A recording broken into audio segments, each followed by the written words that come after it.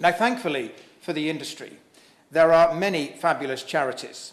And in my own constituency, we have Racehorse Relief. And any member who visits charities will face this. Funding is an issue. And as we've seen rising costs on particularly things like forage and hay and so on, funding has become a challenge for this particular charity and many others like it across the country.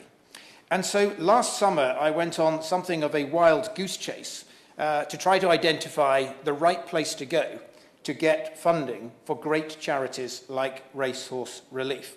There's a very important question that a minister must ask, and that is, who has the money? And in this case, it is very clear that the Horse Race Betting Levy Board has the money. It has almost £100 million a year collected from bookmakers.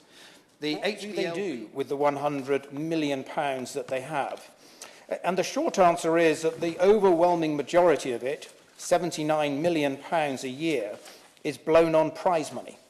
Indeed, why is it always the animal welfare sector that has to deal with the external cost of horse racing that is expected to go around with a begging bowl asking for charitable donations, while prize money is deemed to be a right paid for by the taxpayer? So my final request to the Minister today is that he uses his power under Section 25 to tell the HBLB that it expects them to give £12 million per year out of its £99 million budget to the aftercare sector.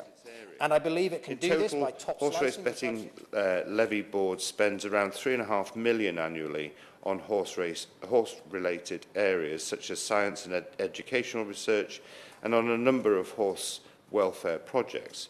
Over the last 20 years, British Racing has invested over £47 million in veterinary research and education, with funding invested by HBLB and, more recently, the Racing Foundation.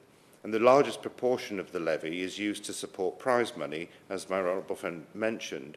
And I want to say a bit more about that. There is a misconception that this is about lining the pockets of a few millionaires. In fact, prize money is a means of injecting funds into the wider racing ecosystem.